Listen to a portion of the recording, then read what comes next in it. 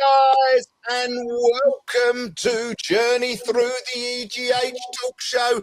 We are live, beaming across the nation. And not only am I joined by my wonderful, wonderful co-host, my camera has gone absolutely ballistic as it falls. You're looking good, actually. You're looking good. No idea how to get it back, but you have to listen to me just for a moment. It's going around, it's going up, it's going down, and I thought we decided to end it on was hanging yourself from the ceiling. Sorry about that. Back joke. In a minute, hopefully, anytime soon. Hello. And left, right. Oh, good job you didn't have a bit of naughties on that computer. The camera is great, but it does drive me insane. Human tracking drives. One of the face tracking ones, is it? Oh, don't. Why? Why does it go? It's off. I've turned it off. Decides to come back on again. It really does. Hello, everybody. Hello, everybody. Welcome to the show. Well, you heard my voice, but you didn't see me. But now you see me. It's gone mad. It's gone crazy. But do you know what? We're live. We're back. And as you can see, I'm not only joined this week by my wonderful, wonderful co-host, Mr. Paranormal Paul and Mr. Psychic Sai, but we are joined by this week his own theme music, as we are joined by the one and only Mr. Joseph Towns. Flown in especially. I think I'm not here. I think I'm on an expression. He's flown all the way in from Antarctica. Yeah. This week he has flown. It's been very cold out there. Well, it's not. Warmer here. It's not that cold there. But no, I said there would be a face from the past, and the past that I have given you, and he's not a ghost, but it is Mr. Joseph Downs. Welcome back to the show, Mr. Joseph Downs. How's it going, guys? You all right? Yeah, good, mate. Yeah? Yeah, good. Yeah, Good. all good. I like the AI poster. It's the new logo above Simon's head. You'll see the new logo above Simon's head. Above Simon's head. That will be the new post, and it is actually officially changed on the Journey Through the Unexplained Talk Show. Formerly, it's now changed to Journey Through the EGH Talk Show. Formerly known as. I've moved everything across to there, so we will not be live on the EGH page, but anyone who is watching will be watching it through this. All come over to here, and that is simply because of the algorithms, guys. Okay, that's what page is it on Facebook then? It is formerly the Journey Through the Unexplained, but I've changed its name to Journey Through the EGH Talk Show. So it's combined both shows into one now. But we are going to be live on this channel. It will be on our YouTube channel. It will be on the Journey Through the Unexplained YouTube channel, and the Facebook page of Journey Through the EGH Talk Show. Bit confusing, I know, but hey ho, it's all to do with the algorithms of Facebook. Because if I say something bad on the Facebook EGH page, there's a good chance it'll be taken off the air. And then you can switch the other one. So this one, if we lose it, we go on a suspension, we go live through other formats.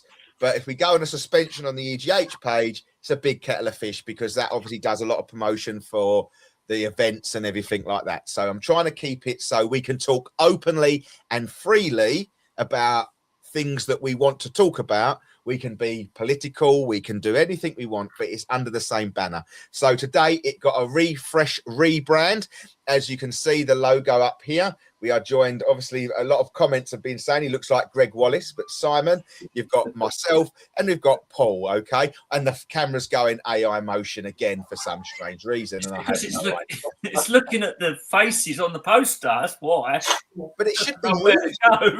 Looking for Greg Wallace, mate. It shouldn't be moving, look. It's because you've done your fingers, mate. It's because you was pointing.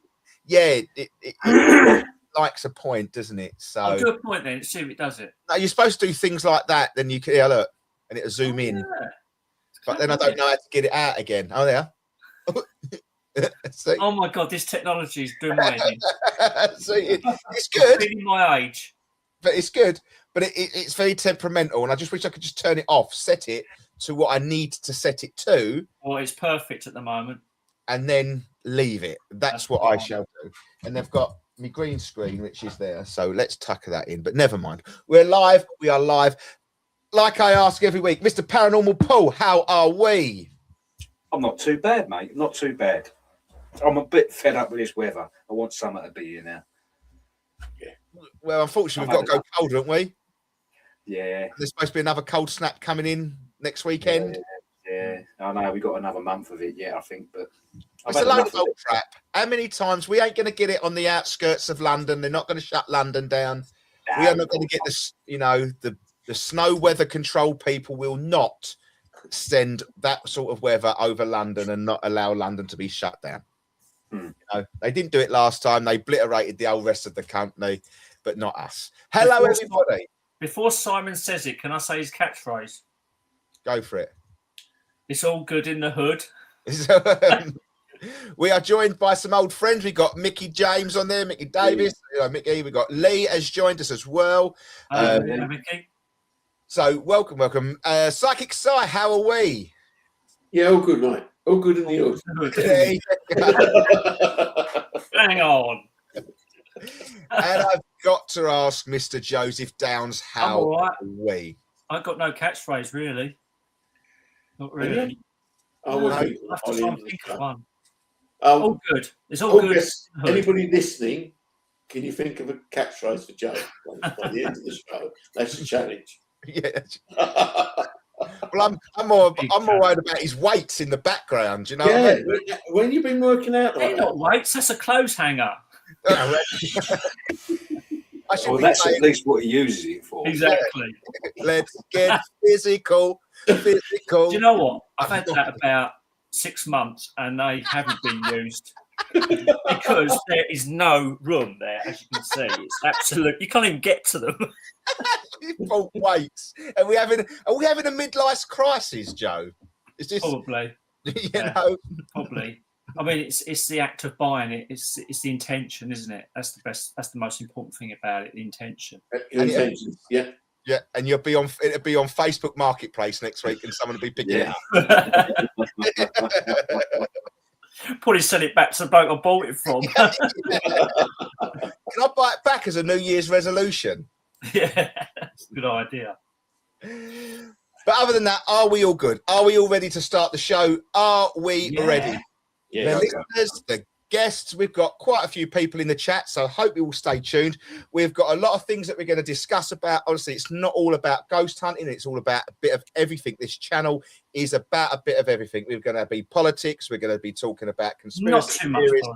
politics. No, but it is, unfortunately, politics plays a massive part in the conspiracy theories that we normally talk about. So, you know, we got to crack on that. But we are going to start off the show today. I think it was a good one. We've called it Wing It Thursdays. So we're going to continue with calling it Winging It Thursdays because we've got no plans. But it's what I will say to you guys. As you can see, scrolling along underneath Paul and Joe, I think on my screen, if you could do that, both of you, point down to the bottom. That's it. Look down there. Follow them too. See that. So if you see that number and you want to give us a call and ask us a question, you can do 079 444 355 29. Be brave. Give us a call. If you've got something that you want to say, be brave. If you're not brave, stick it in the chat wherever you're watching, YouTube, Facebook, whatever. There it is. That's it. Look, all along the bottom. See, it's going along the bottom. Carry on, Paul, quick. I think the timing's off because you wasn't actually following it on my screen. I was all right. Okay, it's there now. All right, it's there now. So feel free. It will come through to me, and everybody should be able to hear the conversation. Okay. So if you're brave enough and want to call into the show, do it. All right. We dare you. Just do it. Okay? Just do it. But we are going to start off the show with something that me and Paul have spoken about in past shows. And I think it's sort of just feeding back down the line a little bit because we've spoken about this before. So we've got a nice few watchers in. So joining the conversation, we're going to talk about Antarctica. Okay. Very plain and simple. There's a lot of conspiracies around Antarctica and things like that. So, Joe, I'm going to start off with you because you wanted to have a little chat about it. What made you want to talk about this subject tonight? Well, without trying to not go into politics, like I was saying, obviously Trump's recently wanting to acquire Greenland, which is part of the Arctic Circle, and I think after time, a lot of these things are distractions because you know what it's like with us guys. We do a bit of research and stuff now and again, and we see stuff on TikTok about Antarctica, and it's quite contentious and quite thought-provoking, but no one really seems to dig deep into it in the conspiratorial world. But I personally think that Antarctica is fundamental with the UFO stuff. I think I recently looked at a video that was talking about Admiral Byrd, who went to Antarctica. I think it was in just after the war in 1946. And he went there with quite a few aircraft and planes and quite a few personnel, which was about 4,000 odd personnel. And something like that, you can't really hide, can you? And I think in the days gone by, I think Paul mentioned it earlier, that he did actually talk about it when he got back. But what he spoke about when he got back was not the stuff that's in his diaries. And in his diaries, he's got quite a very interesting stuff there. We're talking about he was flying planes, not as an individual aircraft, like a whole squadron of aeroplanes into holes into the South Pole, Antarctica. And you imagine how vast that must have been to take, all them aircraft. So that's really why I wanted to talk about it, Russ, to be honest with you, because it sort of comes up now and again, Antarctica, but it doesn't really get really dug into. It seems to be suppressed. And I think that place is really that's going to have all the answers. And one thing I just finish off by saying is that during his when they was talking about his diaries, one of the things he said in the diaries was that he actually met a being who was called I think he called him the master being or something. And you know that usual thing they say about they don't want to intervene, but obviously they're worried about the nuclear stuff we're doing, the Hiroshima, Nagasaki and all the testing and that. This being apparently said to Admiral Byrd that we're really concerned that that this is going to go too far. And we've heard that quite a few times. We hear that from a lot of the people that go on Facebook and have these pages where they say that they're channeling a being that's saying the same sort of warnings, and everyone thinks, they're talking a load of mumbo jumbo. So what was interesting for me about that was that this being told Admiral Byrd that he's actually concerned about the way the planet's going. And I think that's why we see these things where UFOs come out of the water and they're analysing the power stations and nuclear silos. I mean, Rendlesham's a classic one, isn't it? Because apparently that was covered by lots of UFOs that were apparently interfering with the silos and sort of shutting down the nuclear weapons. So I think Antarctica is the real big question, really, in the UFO disclosure thing. Simon? I've also heard the same sort of story from an American guy in the desert. In the deserts, they were in there. And he met the master being, or a master being, as we're calling it, with a similar sort of story. It seems to be extreme places that these craft and the for obvious reasons. Yeah, for obvious Yeah. reasons. Yeah, but yeah, this was a big hollow in the desert. I can't remember which desert it was, but I know I've read that similar story. Probably New Mexico. Don't Something know, like mate. that. I definitely know he'd actually made a lot of contacts in the desert with these beings, and he met the master being. But you hear about all these stories like Antarctica and what you said in America in the deserts and that, but they have these congressional hearings. They just talk about the same old bloody video, that Tic Tac being zipping along the water, the same old stuff being dragged. Don't you get a bit sick of it? And no one seems to be pushing, do they? Well, I don't know. The Disclosure Project seemed to come out with a lot more, didn't it? With Stephen Dr. Greer. Stephen Greer and David kind Icke are the only two I trust, to be honest with you, in the big wide world.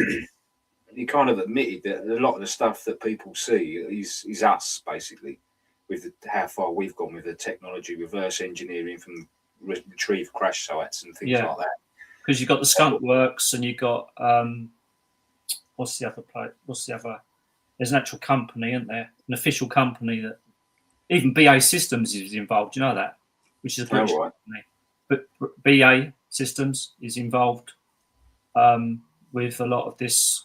You're talking about reverse engineered technology. Yeah.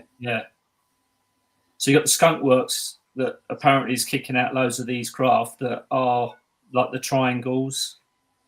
We spoke about it before, haven't we, about the abductions. A lot of people in UFO circles reckons that a lot of the abductions are actually done by us, not us, but by the black ops for the United States. And I do believe that. I still think it's a test program ready for. They was going to go with Project Bluebeam, and it's got to be authentic. You've got to sell it. Yeah. So you've got to test. And in some ways, I still think COVID is along that lines. Seeing how well and how quick you can get people to fall in line with what you're telling them to do. Yeah, if and you it have works. mass destruction and disturbance in the world, how quick are people going to fall in line with it? I actually thought this 3i Atlas was to do with the Project Bluebeam. Yeah. I don't know if it was just a little bit of a. But again, it could have been another test. Let's see how much attention people a little pay. Preamble, a little test before the real big one. Everyone was talking about it. So it's drip feeding. It's drip feeding. Yeah, exactly. That massive little thing that was nothing in the end, called the massive drip feed of looking up in the sky. Where we're all looking at the moment, and as you know, we've said it on this show enough times now that they're forcing us to look up, and we're not paying attention, which is down, down, down. Someone said something really funny the other day. They said it's so ironic because the people that really believe that there is such a thing as UFOs and aliens, like us guys, we'll be looking up and saying, "Oh, that's a load of old baloney," when they do Project Bluebeam. And all the people that have been telling us that we're all tin-foil hats, they'll be saying, "Look." Exactly that. Exactly, because that's the first. That's what I say to Russ all the time. I say the second I see one, I'll be like, "I don't believe it." Right? That's us. That's us playing tricks. But is that not the whole point of the whole system, to cause that division? They can never come out and say what they want it is, because it would cause too much issue. They will drip feed you all what they want you to hear. I don't think anything is there for accident. I say Stephen Greer, he works for the powers to be. He works for a powers to be. There is don't trust him then? No, not to say I don't trust him, because I think what he tells you is the absolute truth. But it's what I do think it's because he's been told that by the people who have allowed him to be told what he's allowed to say. Yes, I'll rephrase what I said. I'm not saying you don't trust him then. What I mean is you think he's being controlled. He's not independent. 100%. If at the end of the day, if he comes out with that form of information, he would be, and they don't want him, he would be shot, killed, whatever. Done. Because you've got to be able to get to something, to get to the truth. Because you're just going to always have conspiracy theories like what we've got now, because you're never going to get to it. But I think somebody's got to go the full way and find it. Yeah, but where do you find it? The only way as you've always said, I think all the information's there in plain sight. Yeah, I think it's there in plain sight, and I'm not being funny. Today, I was just doing a bit. I found another one incident. It's called the Wheelsthorpe incident, and it's over Bridlington. It's near Bridlington, and it's Paul Sinclair. Now, it comes from your. That's your fault, Russ, because you sent me TikTok videos, and then I looked at this Paul Sinclair, and this happened in 2009. This incident over the sea, and all the UFOs were over the sea. Yeah. Was this off Filey, Bridlington, that area? It's Wheelsthorpe Beach. Right. It's Wheelsthorpe Beach. The very next day, they had military helicopters. They were all kept off the beach, but there were a huge amount of objects seen over the sea on the 15th. So I thought, well, surely something's got to be recorded about that happening in 2009. So I went onto this website, and I have got absolutely tons of sightings, right? Tons of them. I think there was about 137 pages. But what I did, I whittled it all down into things that I would think, right, air traffic control. Right, they would know the difference between what they're seeing, I would presume. RAF. I've got to read it, so there's a lot. They're all under duress as well, aren't they? They're all been told that if they see anything, it's not to be reported. Yeah, but there's supervisor and all that crap, you know. So, but after 2009, they stopped doing it. So now where is it? It stopped doing what? Recording? Yeah, MOD stopped recording. Yeah, is that when that bloke left, Popey? I don't know, mate. But at the end of the day, there's got to be somewhere, right, that records everything. Okay, it might be police files, and perhaps that's where you've got to go now. I don't know. Yeah, but you're taking. Once again, it's going to be so hard. As much as you can report, you know, you're going to need the only thing, right, that would. And there's evidence behind those reports. That's. I've just pulled off the report part. Yeah, but it's for example, right? For example, I think it's where you have to. For me, I'm not saying everybody. For me, if we're gonna prove something that exists, okay, there has to be more and more than just one person and their camera. Okay, I want multiple sightings.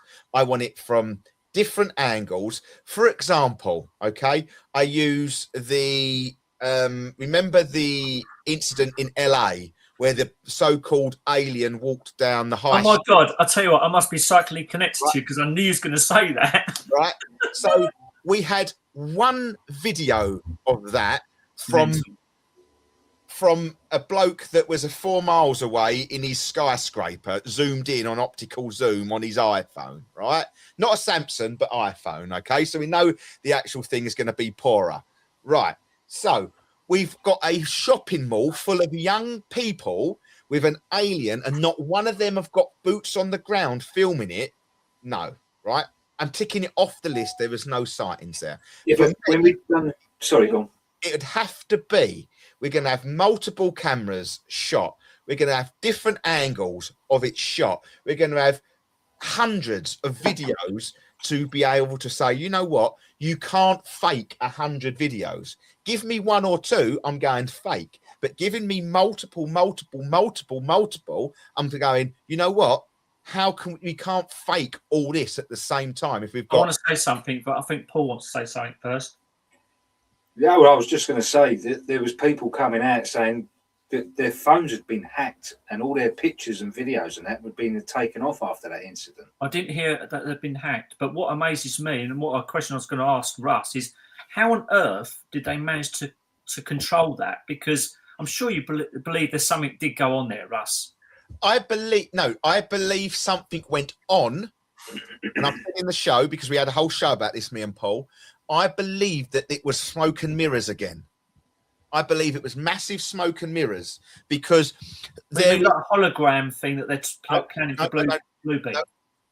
How on God's green earth did the police force? Where was it? LA, wasn't it? There was not one.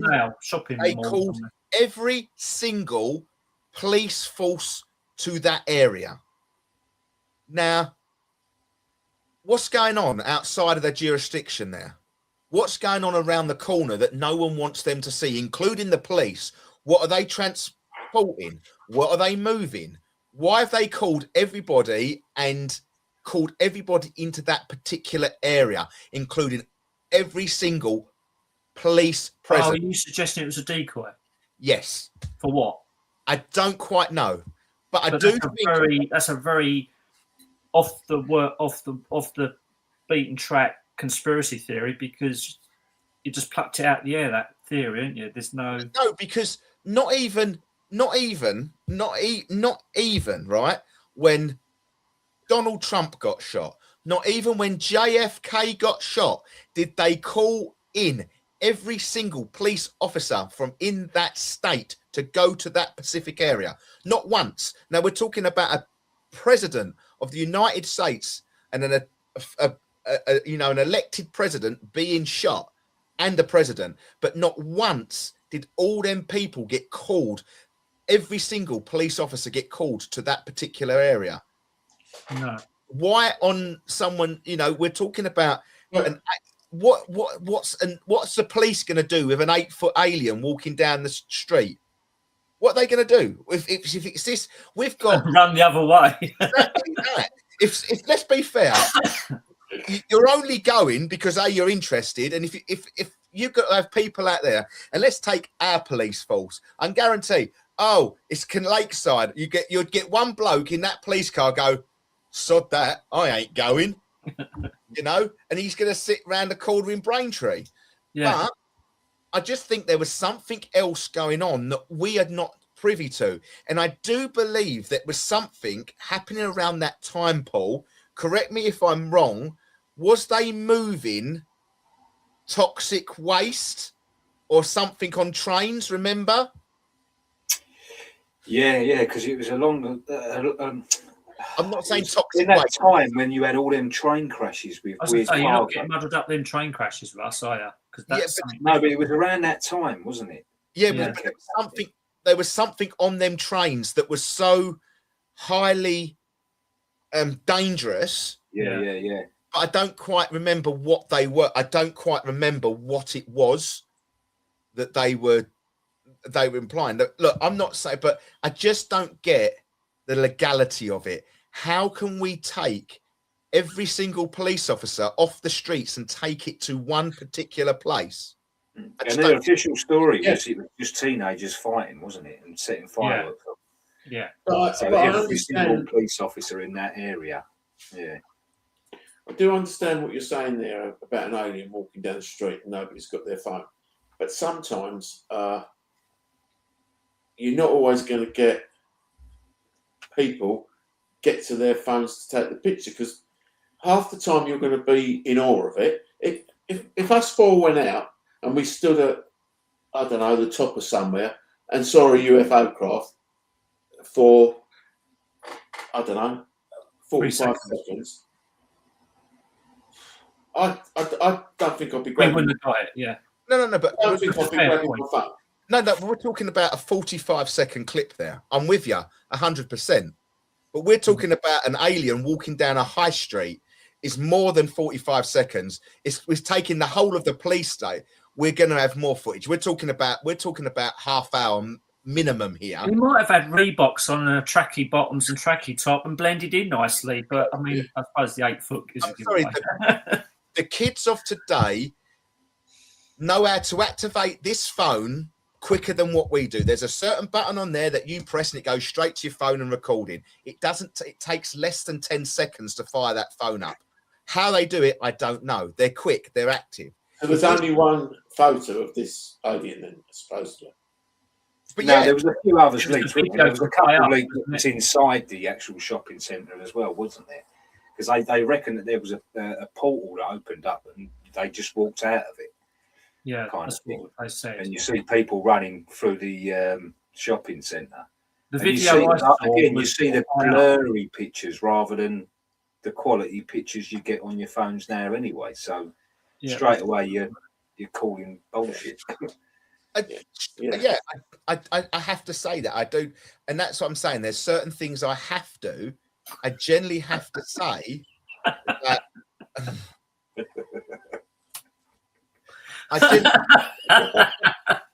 It's like something on the two Ronnies, isn't it? I generally have to say, for my benefit and my benefit only, is that it would have to be more than just one or two cameras in question. So going back to the original thing, this was about Simon's reporting stuff. Yeah.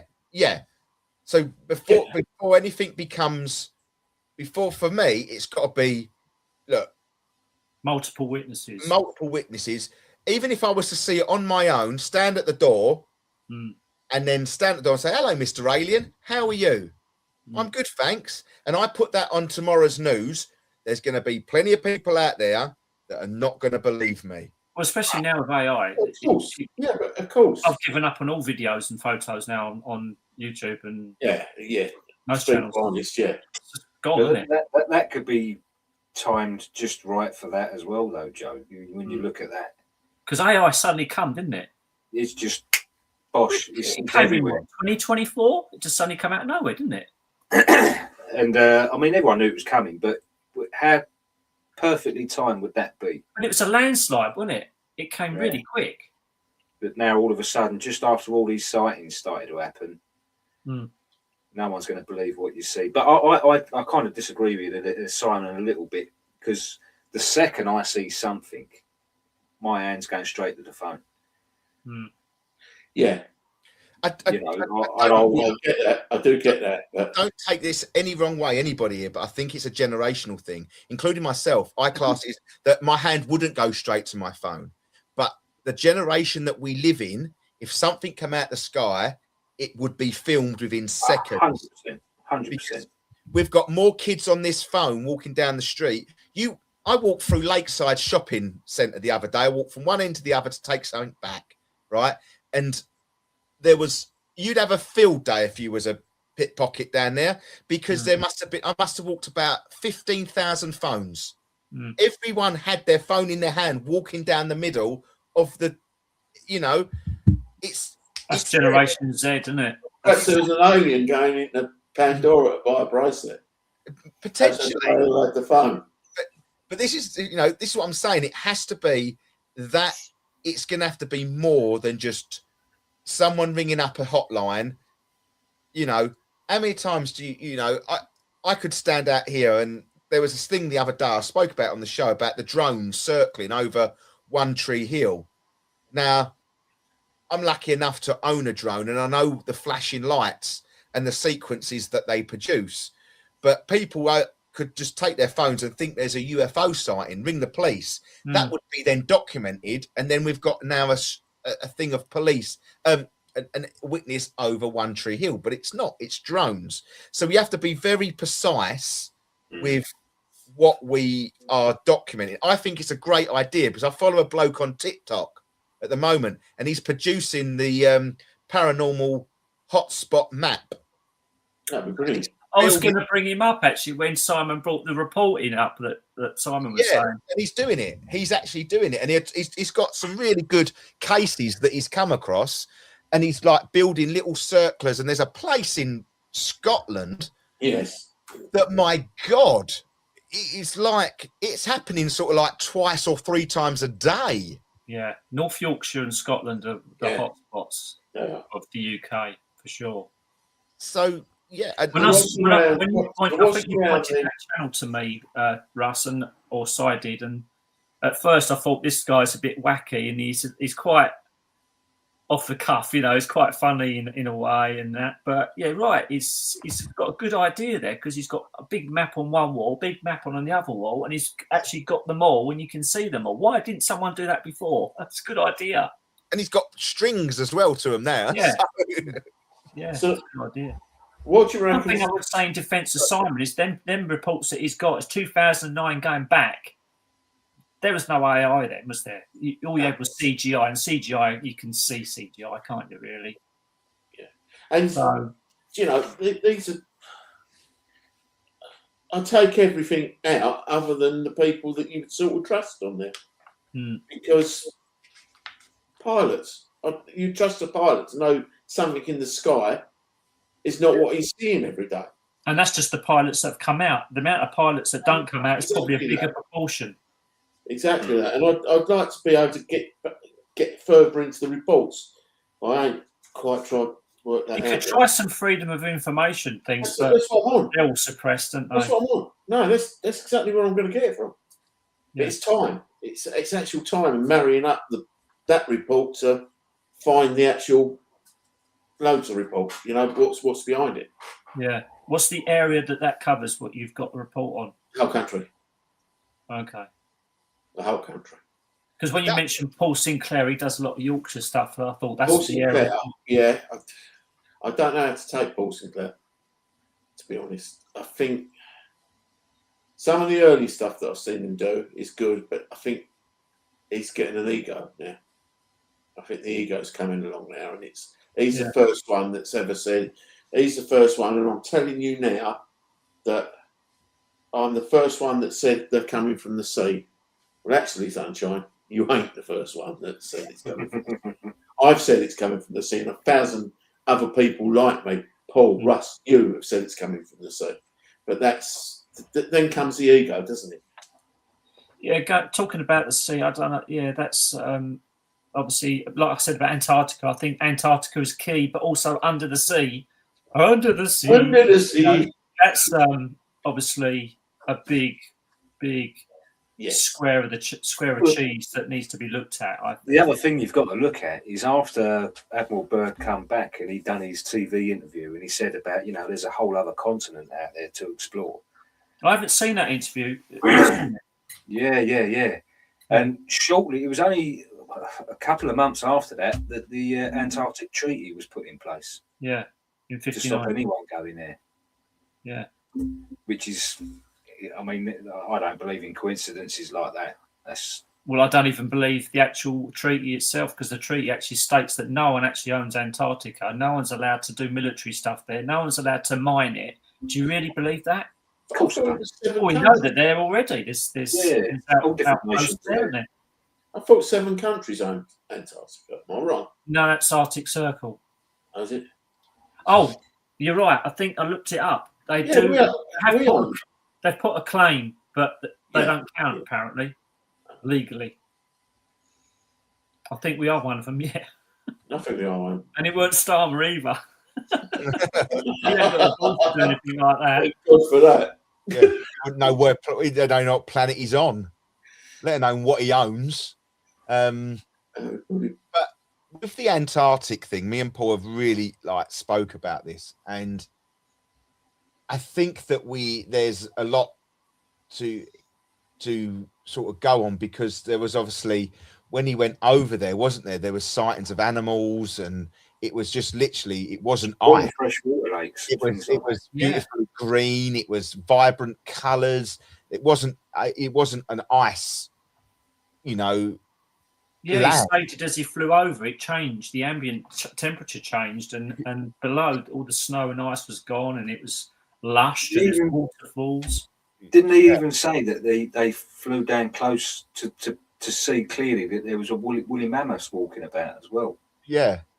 Well, the stuff that I've seen, it says that he was controlled by an unseen force and landed in the actual inside the earth, in the chasms, and that's when he met this being that spoke to him. I don't know if it was telepathically or openly, saying that they're concerned about the way the human race is using nuclear weapons. And I think it all makes sense if you join the dots like David Icke does. It does make sense, doesn't it? Because it's like this all started after the nuclear stuff with Hiroshima, the Oppenheimer stuff, when the nuclear atom bomb was created. And since then, there's all these UFO sightings, and they're always, not always, but they're predominantly seen over nuclear sites, places of interest where extraterrestrials know there's something not too clever going on. That if the wrong person in the human race got hold of it, it would be the end of the planet. And I think they're not just concerned because they want to keep the planet good for us. They want to keep the planet because I think they bloody live here as well. I think they actually live here, some of the races. To be fair, that's the only feasible explanation that I could even see happening, because I just, why would they bother? They're not their planet. Why would, unless they don't have something here that they need to protect or need from here, why would they bother? Why would they bother?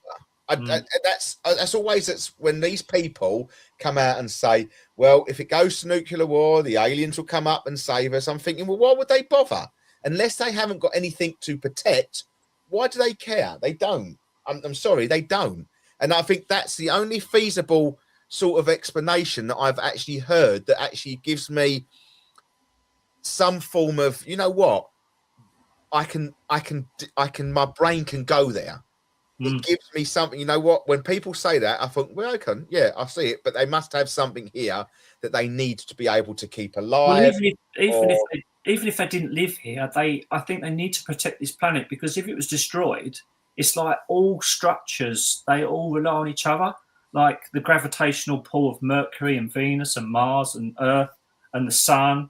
They all interact with each other. And if one of them links is taken out, it has an adverse effect on the solar system or potentially the galaxy. So I think that even if they didn't live here, they've got an interest in this planet being as it is, to stay as it is. But you're applying science to that theory. You're applying science to not the science that I hold in disdain, that talk about like that. Is it Cox? Brian Cox? Can't stand the bloke. Complete twat.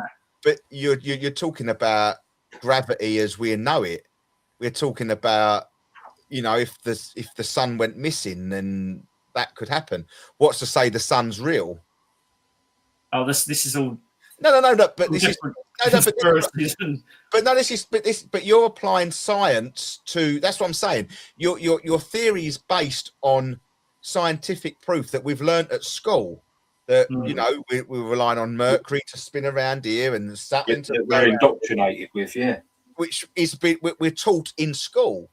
Now, how, in all theory, how do we know that gravitational pull is done by a physical us turning and going around a certain we don't. How do we know gravitational pull exists? Because there's evidence of it when you go on a plane and you do a certain speed in a centrifuge.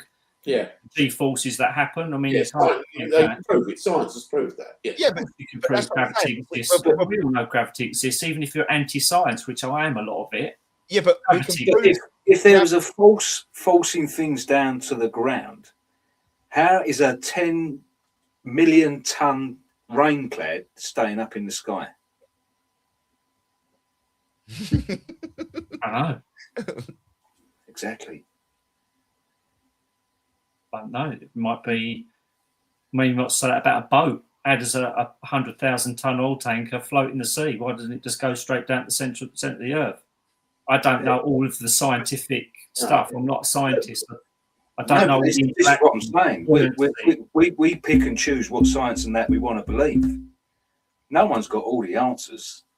No, certainly not. All I'm saying is that I think that the aliens, the ETs, have got an interest in this planet because it might be other things other than they're living here, and they don't want it to get destroyed. It could be that if this planet was destroyed, it would have an adverse effect on the way the planets interact with each other. But that was the other theory that came out after Admiral Byrd as well, was the different species, civilizations that were in this other continent that's unknown to us. I mean, it kind of leads down the flat Earth route, but they reckon that extraterrestrial just means out of it, flat Earth. no, but not out of space, just in that different realm of area that we can't get to. because they reckon, the ice wall is stopping us getting there, but he's gotten to that other place. It's a whole other continent, the size of North America, never been discovered before. So what's beyond that? We don't know. We never got that far. The problem is, if there was another continent there, how the hell was Antarctica only that big? We need more evidence. But we ain't going to get it. If there's a whole other continent, how the hell was Antarctica that big on the map? If he's found a whole other continent past Antarctica that we haven't discovered, how does that fit on the globe? And that's what sort of puts that bit of credibility to the flat Earth map, to the flat Earth theory. There's more maps of flat Earth than there is globe.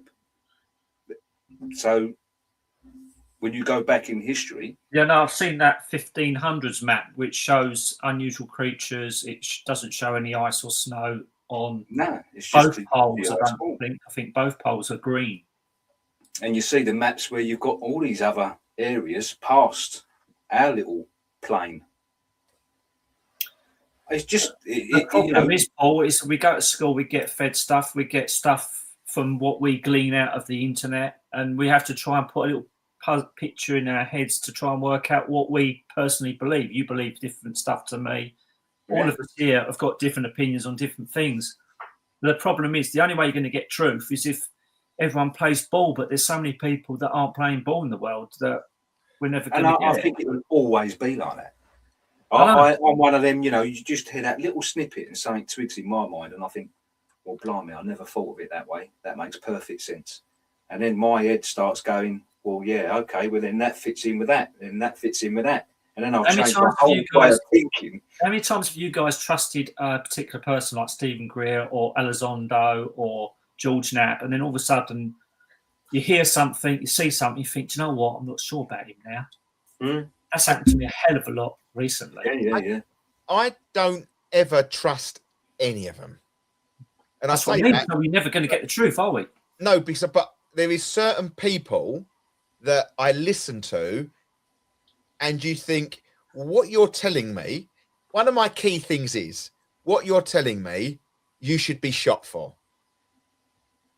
Because they don't want you to tell you that. Now, if my head goes to that particular person and think, holy hell, you're telling me something like this, you should be gone. Because people a lot worse have been shot off for a lot worse things. And they're still here today. Well, I say that about Stephen Greer. But that's what I'm saying. And that's what I say. As much as I don't trust him on the sense of what is coming out of here. I don't trust him. What he's telling me is happening. I think he's just another puppet master. I think there's certain people within this, the ufology world that come out no different like to our world leaders. Do you know what I mean? They're puppet masters for their own whatever they do. But no, they're the puppets. They're not the masters. They're the puppets. Sorry, the puppets, and whatever is controlling. And Stephen Greer, I think he gives you some good evidence, and I think he tells you in a way of how to connect to these spiritual beings. But then you think, because you got right into that, didn't you? I totally. But I think you all do it. I think naturally you will do it. When you stand there and you call a UFO forward, I think you are doing the CE5 project. 100%. Stephen Greer's theory, or what he's telling you to do, is exactly what you do. You are standing there and you are calling to the skies. Exactly what he tells you to do. Person to say that either. That Bingham. Do you remember that Bingham I told you about in America? And he stands on the office blocks and he calls them forward, and all of a sudden, Yeah. Stephen Greer was telling you to do that in the masses. Stephen Greer was telling you to get it was being done before Stephen Greer. It was being done because it orchestrated a carpenter song before Stephen Greer. Calling occupants on interplanetary whatever it was done. Everybody was told to go and call Alien forward, and that was in the 50s. They're dropping it in. They're giving you, and that's what I'm saying. There's certain people within this world that are telling you the truth. It's if you want to believe it or you don't. But if you think that person, if you watch that clip or you watch that video and you think, holy crap, if he should be dead, then I think that you believe what he's telling you. Because if you think he's supposed to be dead, then it's something that's residing within your brain, in my head. Okay. And I think the trouble of getting everyone else on board as well is it's a bit of that rent-a-crowd syndrome, isn't it? You know, you get someone credible talking about conspiracy theories and they've got proof, they've got the backing and this and that, then the people that don't want you to know that are then hiring 100 other people to tell the same story. But when you're seeing them tell it, and they're the ones that make mainstream media, these guys have got a funny twitch and they're wearing a block of cheese on their head or something like that, you know, to come across a little bit out there. So the second someone hears someone talking about that, they go, look at this nutcase. Don't believe a word of it. But so thankfully, Paul, that there's bits of evidence that really is set in concrete and it sort of keeps... No, I'm not talking about people like us. I'm talking about the general public. When you want people to believe in something, the only people that make mainstream media that the general public will watch and listen to are the people saying the same story, you know, to be true, but they're coming across a bit eccentric and a little bit, you know. So that normal people were like, oh, look at this nutcase. Are you talking about a particular program like Ancient Aliens or...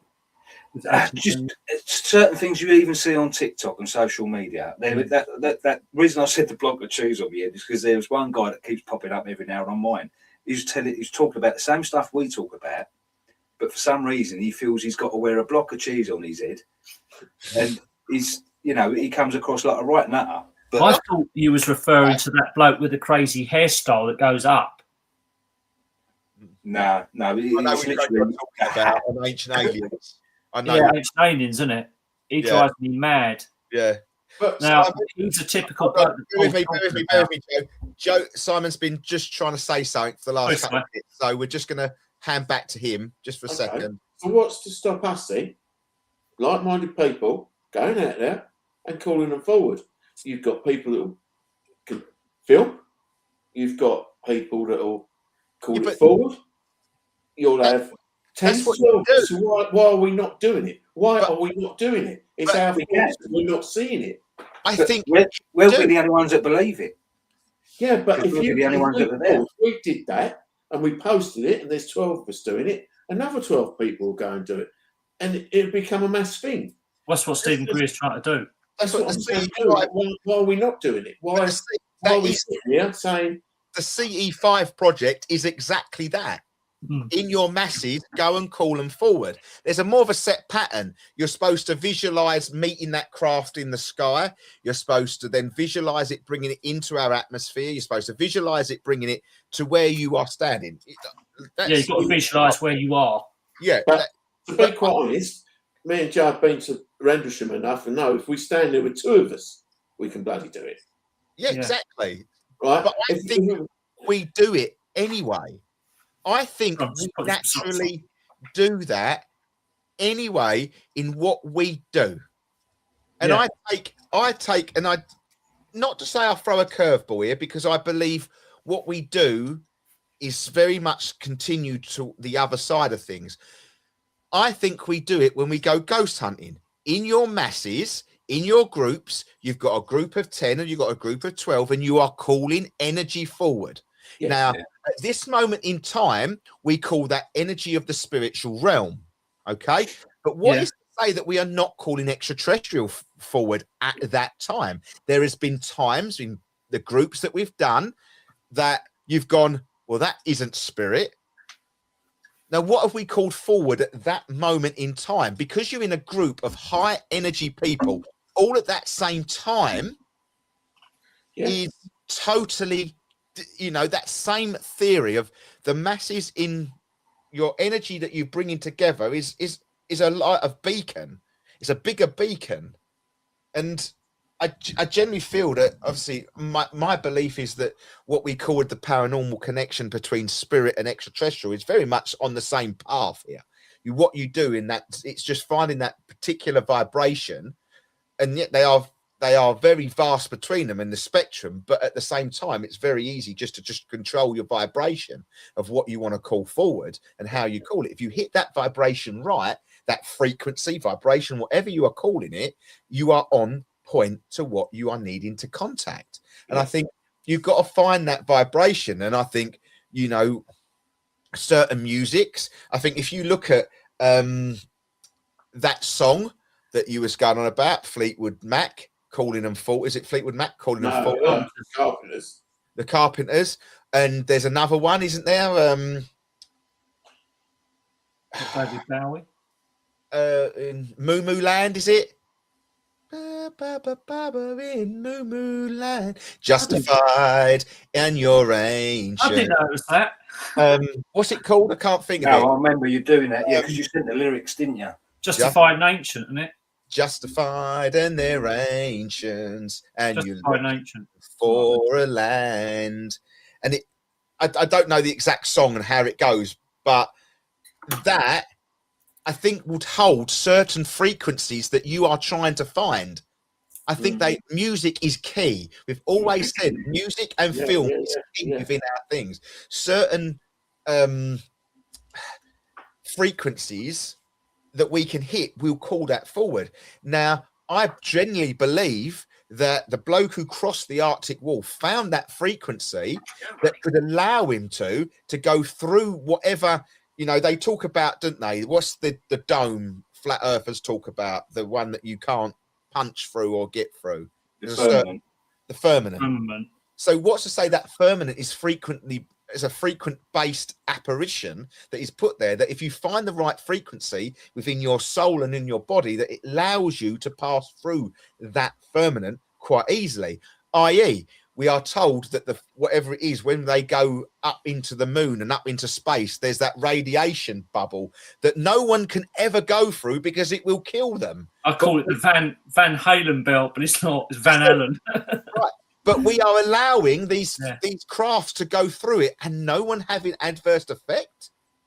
So have you been through it? Exactly. But are they finding a frequency that is allowing them to go through it? Because they're getting to that point, you know, they're going to have the radios on their head, so they're going to have communication with ground. You're coming up to the Van Allen belt, you know, prepare yourself for a bumpy ride. And all of a sudden you're going into some form of prayer within yourself. I can guarantee you that that astronaut sitting in that is going, please God, get me through this. Please God, get me through this. It's going to be a scary. They're going to be praying to something, whatever you are calling it. So I'm losing your thread. What's the point of this? Sorry. The frequency. The frequency. Right. You communicate to frequency. Maybe to communicate and get out of this, to see the Antarctic bubble, to see what is above us. Because I'm a genuine believer that what they are telling us is above us through into the galaxy is a crock of old shit. Simple as. You can tell me all day long what your satellite feeds are giving me. You can tell me what the James Webb telescope is giving me. I think it is a crock of old bull. Okay? I'm a big believer, and crock of old bull. I generally think the moon is not real. I generally don't think it is some form of planet. I do think it's some form of base or some form of extraterrestrial craft. I think it's a craft that was towed in. Are you opening a packet of crisps right next to your microphone, by any chance? It's a full moon. A half moon. You've got to do a no moon. But that is where I think that will be the most boring biscuits in the world. Yeah, that tells me everything I need to know about you now, Joe. Yeah. You've got right in my estimates. But that is where I genuinely believe. And I do believe that frequency is your whole key to the paranormal. And I'll say the paranormal because I class the UFO terrestrial chasing and the ghost hunting pretty much. And I'm talking about there is that much difference between what you are communicating with. And if we are communicating with the same thing at the same time, I think we're on point to it. Like Tesla said, frequency and vibration is the universe. Yeah. It's all about frequency and vibration. When also, you can also put it down to manifestation as well, can't you? Yeah, absolutely. But it's that frequency again. I think manifestation is Probably is from here. Poof, Yeah. out. Exactly. I think, and that's why I say, great time of year to do all your manifestations for 2026. You know, absolutely, really ping it this month because it's all heightened, because that's when you want to set your boundaries and everything like that. But I couldn't agree more. And I think that Antarctica, well, as I said it in the part in, I don't know if Jay's listened to it, but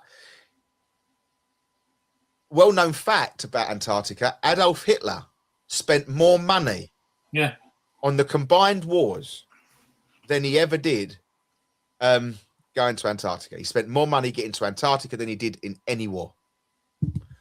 Why? Well, there was a naval a log, wasn't there? There was about 7 ships that found one of these bases or something. I can't remember if it was Allied ships or Nazi ships, but they see the craft come out from the water and take down half of their ships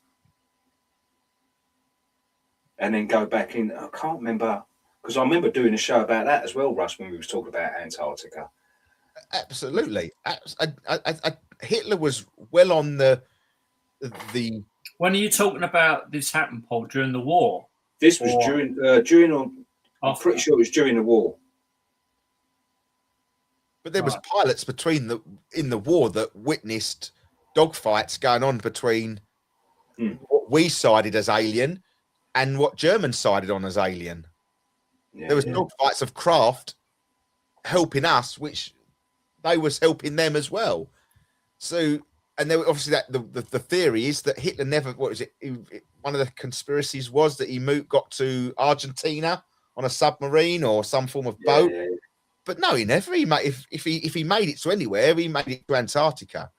And we know that Hitler spent a lot of money trying to find them artifacts, the Art of the Covenant, all them sort of in the Holy Grail. Yeah. And what's to say that this Antarctica is just the pinnacle of all history? That's what I said at the beginning of this program. I think it's a very big part of all of this. Very important. And I also think it holds the biggest projector for the moon as well. Mm-hmm. And they have to change it. I think we're all leading towards it. Antarctica's got the answers. And hence the reason why there's a treaty to stop people going there to get the answers. Because if everyone had the answers, then they wouldn't be able to control us the way they do. That is the reason. It's got to be. And the only thing I'd say with that is that treaty is controlled by 7 countries. Yeah. Well, it's not officially controlled by them because although they've claimed it, they don't legally own it. No, 57 countries were signed up to the treaty. They were put into what the treaty is there, but America's not there, Russia's not there, and they are the superpowers, aren't they? China's not there. I don't know if those in the agreement or not, but I would imagine they would. For sure.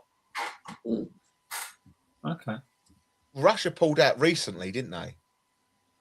I'm sure Russia pulled out within the last couple of years.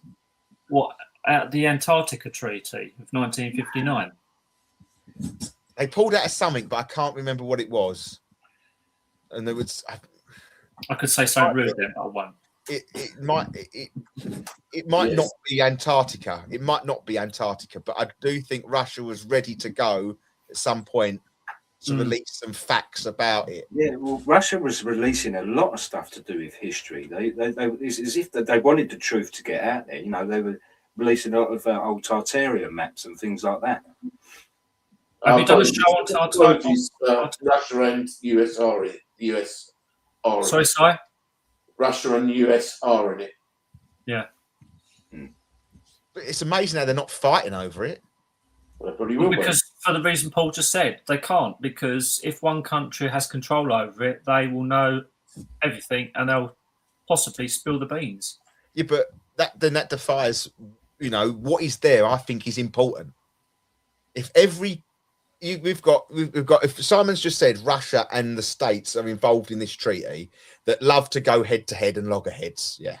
So we've got Mr. Trump in power here that, you know, wants to just dangle his bollocks in front of everybody and show how big they are.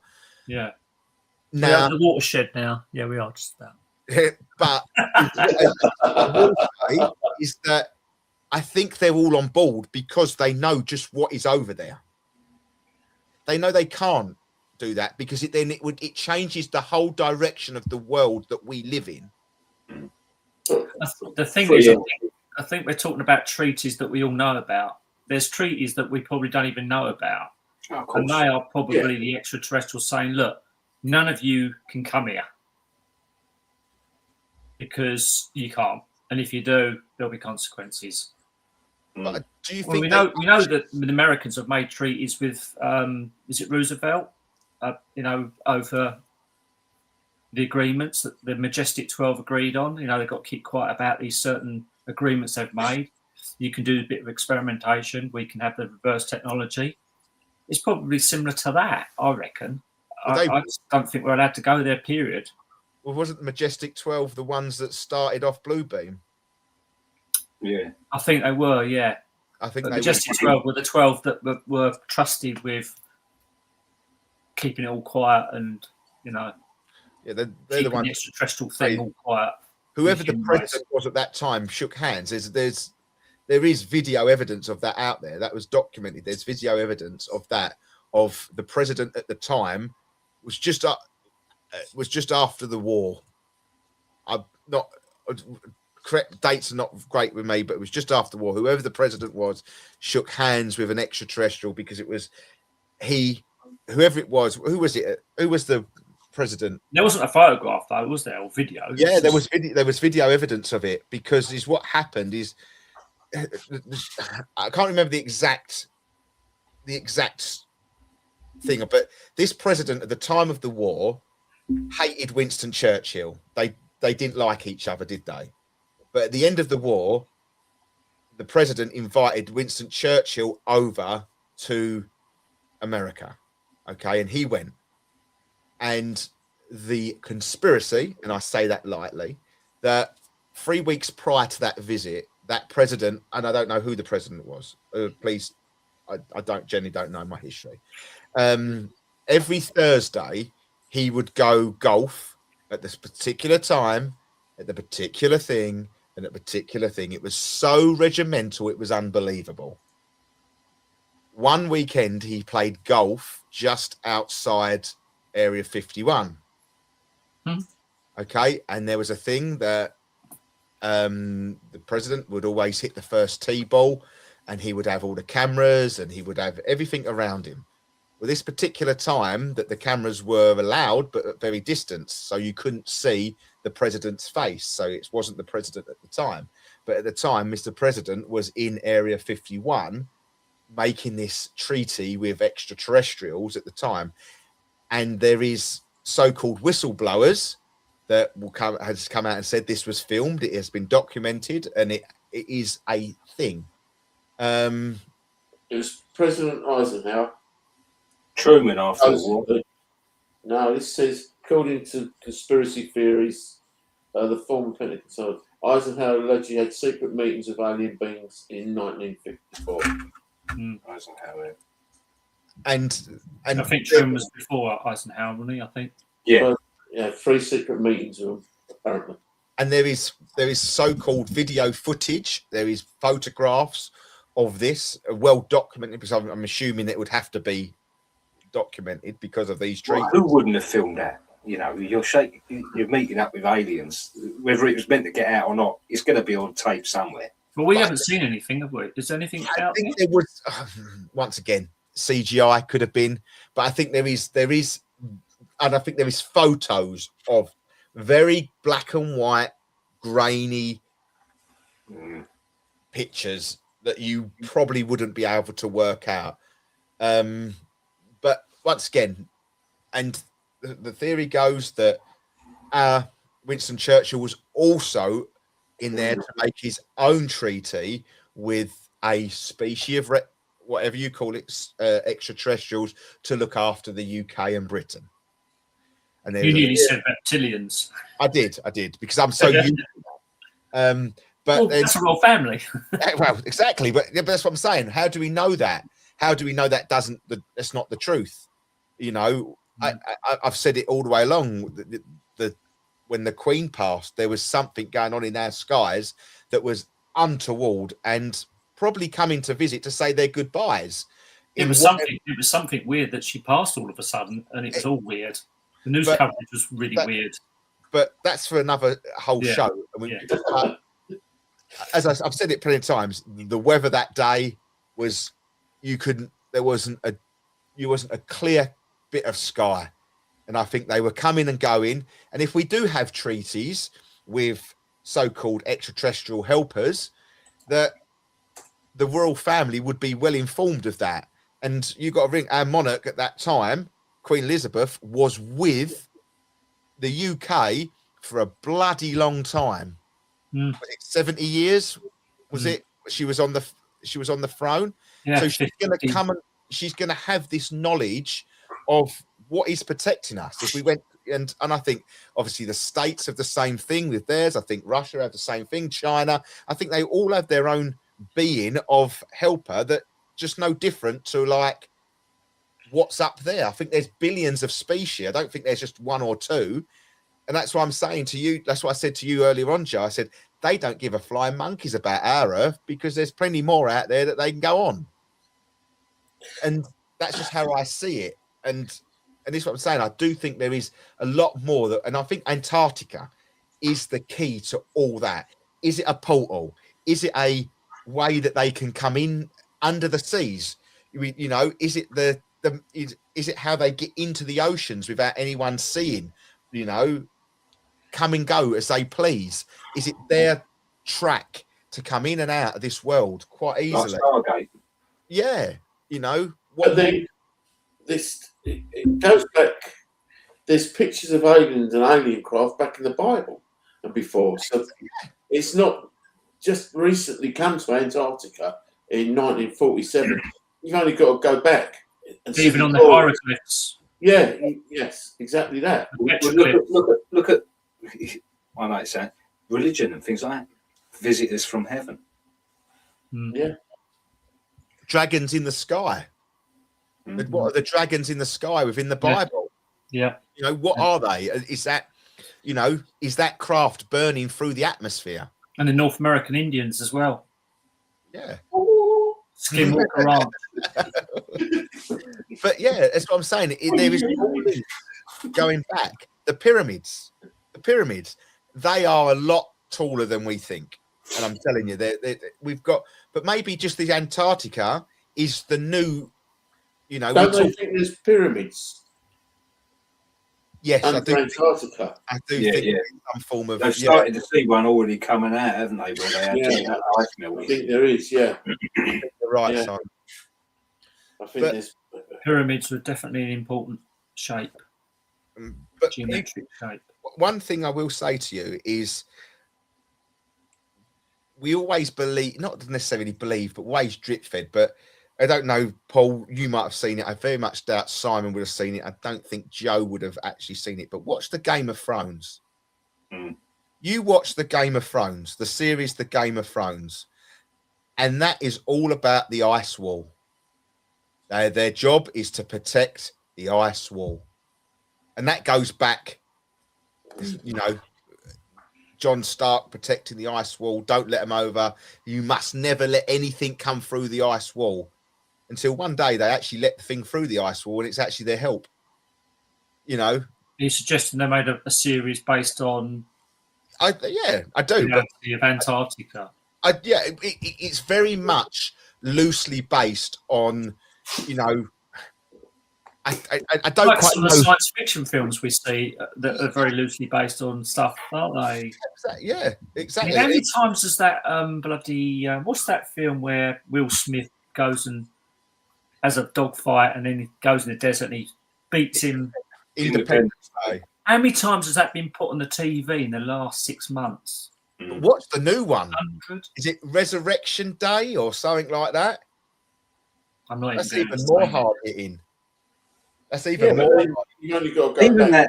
that Kong versus Godzilla, that one. You watch that one with the Middle Earth. Yeah.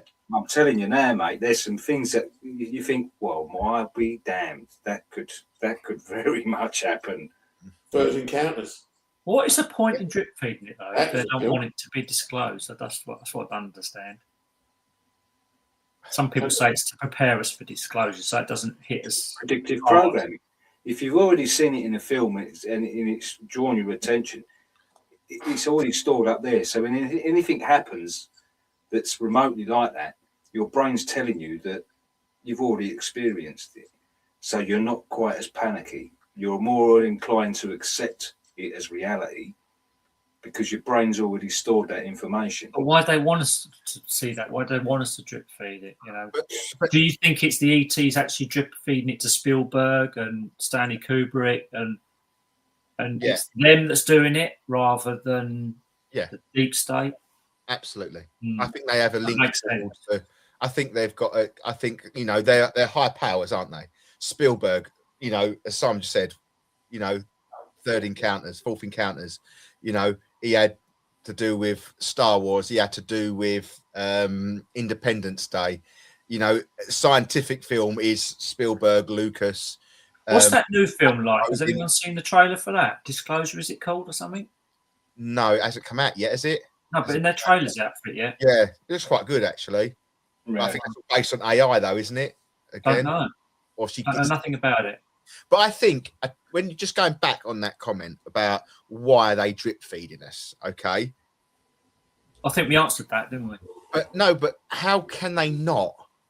How can they come out and tell us now that it would make a mockery of everything that you have been taught in life? It makes a mockery of the schooling system. It makes a mockery of all these scientific people that will say on TV and saying aliens don't exist. It makes, you know, we know for, you know, Joe, how many times we know them pyramids weren't done by bloody sticks and twigs on a bloody top of a rock. It's impossible. But they still teach that in a schooling system today. They can't come out and tell us now that, you know, if they come out and tell us, you know, we will think Adam and Eve has built the universe. They were the first two people on this world. They can't come out and tell us now that it was, you know, Godzilla and King Kong many years ago that were from different planets that have come on this and they've, you know, built us. This is why I don't understand why they're drip feeding us with the films, but then they'll still teach all this crap in the schools and the colleges and the universities. Why don't they? Is it the deep state, or is it like, you know? Exactly. Is it that producer writer? Is it a battle between the deep state and Spielberg's and all the other ones that are being drip fed from the ETs? Perhaps that is the battle. It's all theories, isn't it? You know, is it? You know, when someone says they've had that dream, you've got to get that out. You've got to get that out. Something's telling us to learn something. Yeah. But there's a lot of disinformation people out there that are, like you said earlier, I think it was you, Russ, that said that, you know, as soon as it goes on mainstream, you get all these people that say the similar things to what the actual truth seeker is saying. And they pretend they're sort of on the same page as the truth seeker, but they're not really on the same page as the truth seeker. They're trying to push it a bit off askew to make it sound like, hold on a minute, it's a bit wacky. I don't think we're going to believe that. Yeah. So it's a battle, isn't it?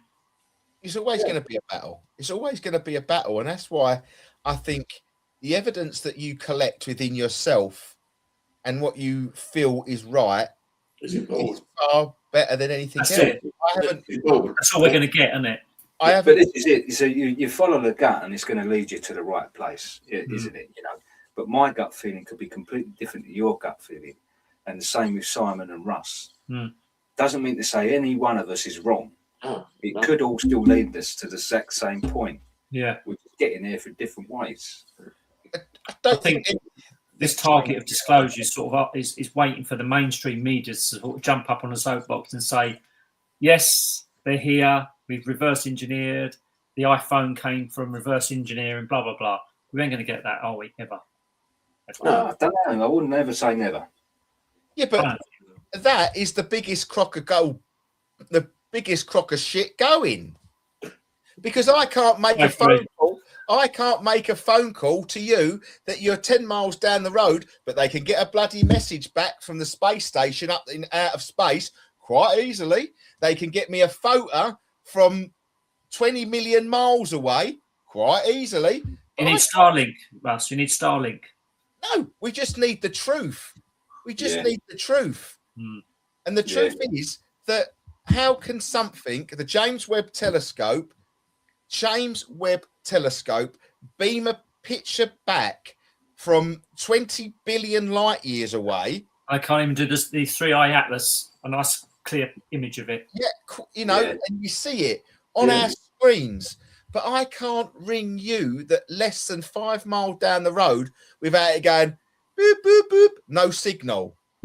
But the 3i Atlas recently is the big thing, isn't it? I mean, all these amateur astronomers are getting a fairly good, clear picture of 3i Atlas. Yet the James Webb and all the high-tech telescopes can't even get it. It's like a blurry, pixelated blob going across the sky. What does that tell you? They don't want us to know anything. It's supposed to be that good. It could zoom in to show a bee taking a crap on the moon, and yet, well, they're hiding it. Are they? Or that. They know exactly what it is. They just don't want you to see what it is. Are they hiding it? Is there such a thing as James Webb out there? Are they hiding what? Can it take a picture of something that may not exist? What are you talking about? The 3i Atlas. Yeah. Well, we know it exists because people have seen it in telescopes. Yeah, but they're only seeing it because they've been told it's 3i Atlas. Well, it's doing what it's supposed to be doing. But they're only telling it because it's 3i Atlas. that thing's come on the thing. This is, it's going to pass your orbit any minute now, but it's 3i Atlas. But how do we know that? I don't know. How do we know anything? Exactly. Because we know anything. We can go on about anything. How do I know there's a cup here in front of me with cold tea in it? But there's that. It might not be.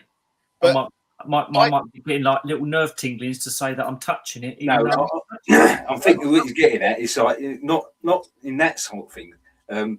So I would try and explain it like, how did people know they had COVID when they had exactly the same symptoms as cold or flu? Because they was told, if you've got this, you've got COVID. Oh yeah. That's quite easy to understand. And it's the same as that. That could have just been something moving in the sky. Right, this is what this is. Let's get this out there. Like you say, it changed direction. But like you said, Russ, how much of a direction did it change? Could have been hit by something in the sky, if it was something in the sky. If you're not getting a clear view of something, like, you couldn't zoom in it like you could apparently zoom in on Saturn and see the rings.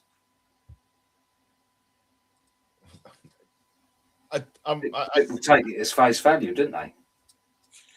There's something in the sky up there. Oh, what is it? Right, hang on, let's get this out there. That's 3i Atlas. That's a comet or a spaceship.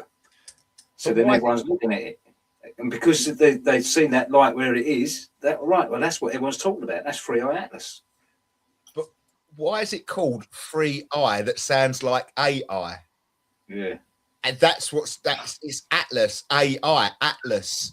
Why are they calling it that? That's the thing that got me. These are all weird questions. Yeah, but you look at it. They're telling that we're talking about a digital world that we live in, AI, and then we've got this thing that's come across the skies that sounds familiar, like AI. It's got Atlas and it's got I in it. 3i Atlas. I'm sorry. It's just not coincidental to me. That could have been your Project Blueberry test. Sorry, hold on. Exactly. It's gone past us, so no one gives a fuck about it. Yeah, where's it gone now? That's what I've got. My question. You missed it, mate. Don't worry. But hold on. Go on. We knew it was coming over a year, right? People see it about a year ago, and it took a year to get here. Shouldn't it take a year to disappear again then? No, I think it's because it's going now. It couldn't be bothered. It's like you get excited about your relatives coming around for Christmas Day and you count down all the days. But as soon as they walk out the front, we don't give a crap about them.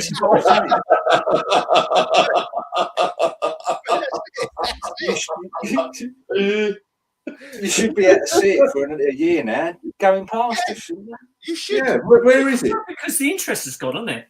There was an interest building up to it. Oh, let's get excited. It's several weeks away, 7 months away. Now it's gone. Oh, what's next? Yeah.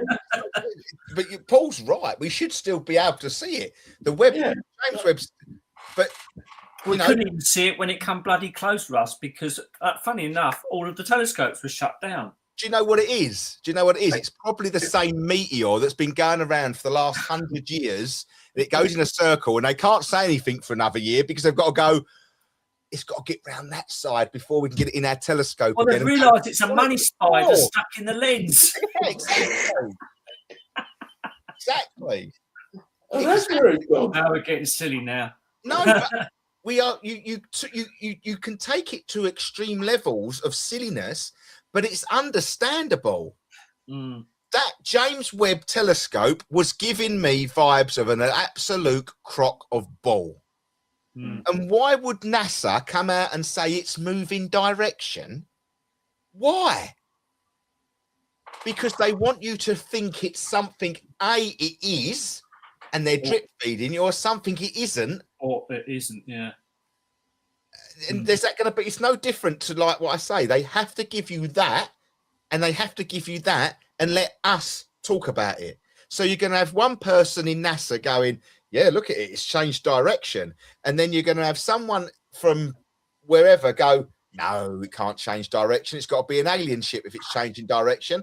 Great. They've got that information out there for me and the rest of the world to talk about for the next year.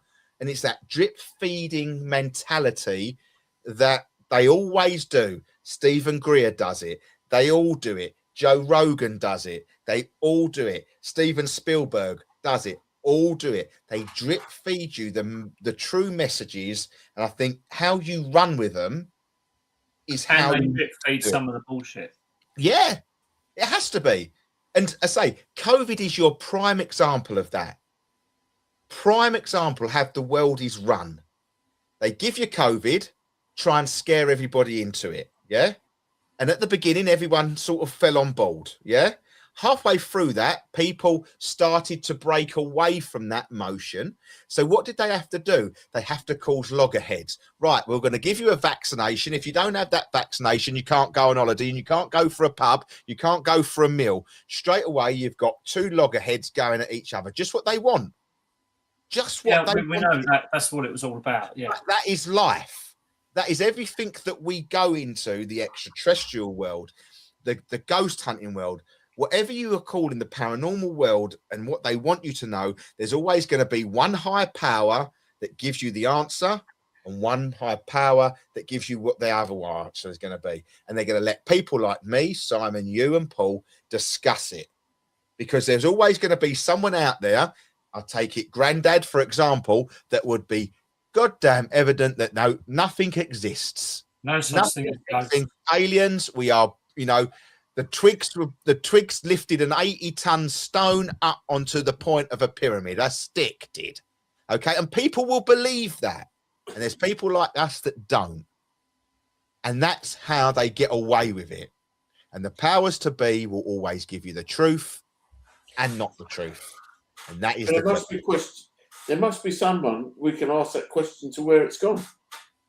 But we won't. We don't. We're sitting there we're as much to blame because we're not asking that question.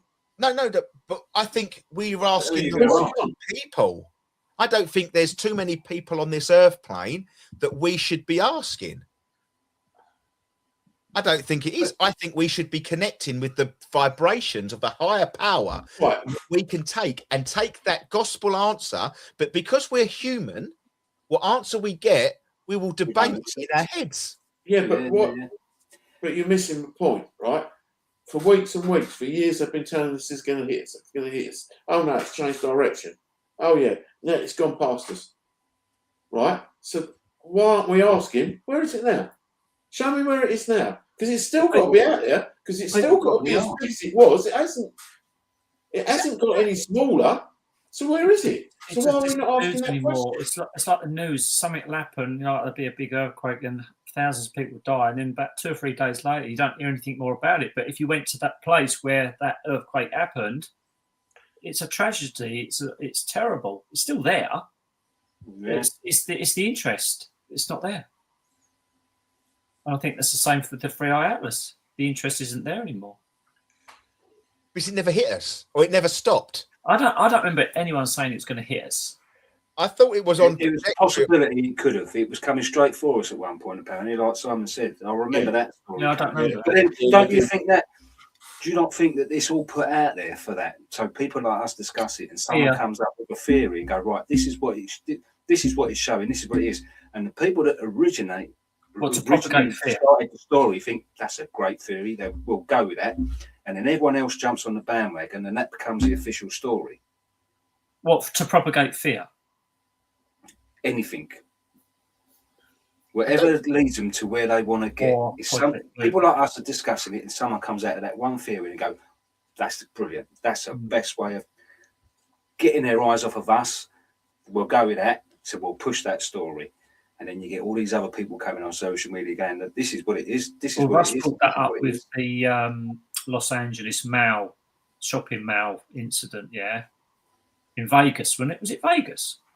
Was it Vegas or was it Los Angeles? LA, Vegas. Now, what do you believe that happened there? Do you think there was aliens there, Russ? Me personally, I think it was smoke and mirrors. What, you think it was all made up to? I think they had to clear something. There is no way someone can make that call to clear down every single police officer on the street to go to one particular area. And I'd be interested. It's no different to there was an incident within this country, the same sort of theory in Wales with when David Cameron was in power, and he was called to an incident of ufology, and he was in Wales somewhere, and they called everybody off the whole constabulary off the streets. There's a special code word, isn't there? Yeah, to a certain particular area. Yeah. And it was definitely in sort of mid to top end of Wales, mid to North Wales. Yeah. And there was a lot of documented cases that people would see in like these UFOs flying across the sky. Nothing landed. It was just a swarm that come across, and it just happened. I hope they weren't going faster than 20 miles an hour. It just happened to be that David Cameron was in the area at that time. Yeah. So I would like to know. Vaguely, I have to look that up now. I'd like to know where President Biden was at that time, being the president of the United States. Would they have let him anywhere near it? I don't know, but I would like to know what was going on. I know it was around the time of these train crashes or plane crashes that had some form of material on them that was so dangerous, and it's people like we're just driving it through the middle of the towns. Was it around the time of the fires in Hawaii? Potentially, or the fires. It wasn't a great deal of difference in time between. Yeah, what is massive group of incidents, weren't there, in such a short space of time? Yeah. When you look back. But where was the thing where everything that was blue didn't get burnt? Was that Hawaii or was that Hawaii? That was quite a few places, but Hawaii, Hawaii, LA, the LA fires and all that. That was all in a short space of time, wasn't it? Yeah, a big blue, and that's why I bought a blue car just in case. Right, on that note, guys, we have got to end the show. We haven't answered any questions, but we just created more. Yeah, we haven't. But just for your benefit, Simon, you know them documents that you have? Yeah. I believe this book was the one that followed them documents out.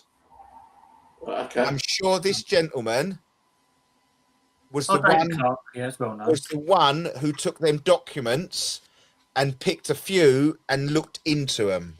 What, them reports from 2009? Yeah.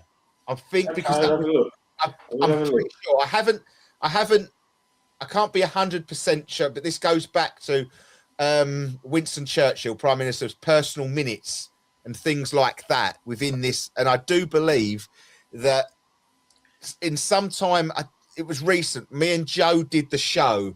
We opened it up and they released a disclosure report of all the reports around the UK, which I think you have.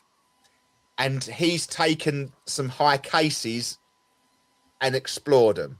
Right, okay. But this guy here, David Clark, is the David Clark that was the one that put the Rendlesham incident as the lighthouse. Well, he's a prick then. All right. Well, so then that just book, be aware. Burn that book. All right. So just be aware of that. But yeah, David Clark is the one that done all the investigation. He's got pictures of the I thought it was some bloke called Ian Redpath that said that. This is David Clark who has investigated it, and I do believe he even produced a picture somewhere along the line of you seeing the lighthouse light. Where that went, don't know. Okay, he's got a clear line of sight to the lighthouse. Somewhere. Oh, that explains it all, doesn't it? All them exactly. So, but that was big obviously eye that was bleeding molten metal on the floor. But obviously, that was one of the theories, wasn't it? The lighthouse. But that's was class. I don't think it was a theory. I think it was one of the classic. We're going to put that out there to like the weather balloon and the swamp gas. Yeah, just to get rid of interest. Yeah. He was that guy. All right. Yeah. Spent a lot of time investigating Rendlesham. So he's quite a skeptical guy then. I don't think so. I've read a few of his cases, and I don't think he's as skeptical as you think he's going to be. Okay. I think he's very logical in what he was saying. So obviously, he run with obviously the lighthouse theory. I don't think he put it down to the lighthouse theory.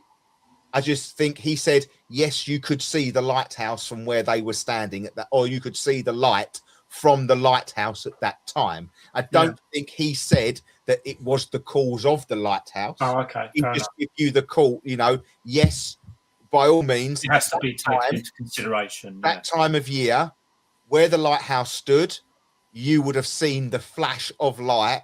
And I do believe the lighthouse was still standing at the time of when his investigators did it. Yeah. Not to say he said that.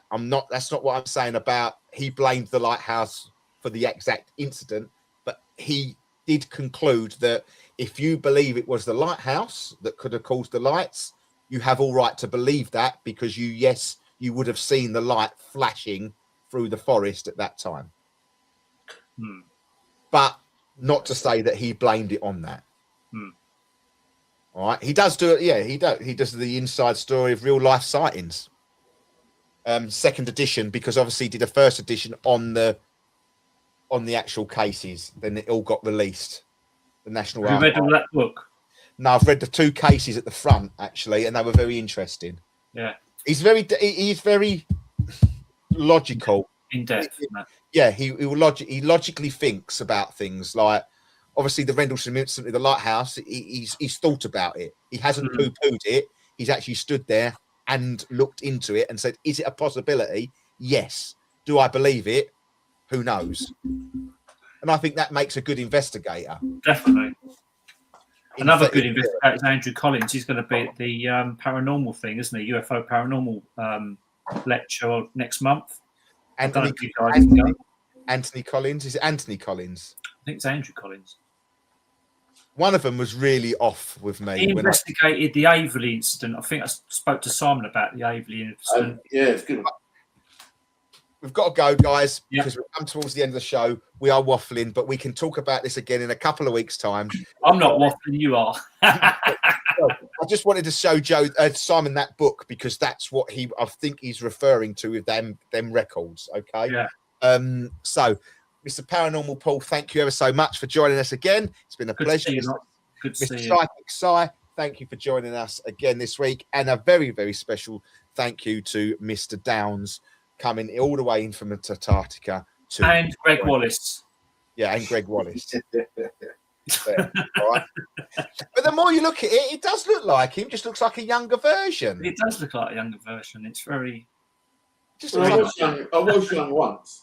That's it. Yeah. They just, We that all just were. looks like he's got his Essex Ghost Hunters top on, so is everything. Yeah. So it's Anyway, it's good. been a pleasure, guys. Good to catch Yeah. up with you all. Yeah, good to see you again, Joe.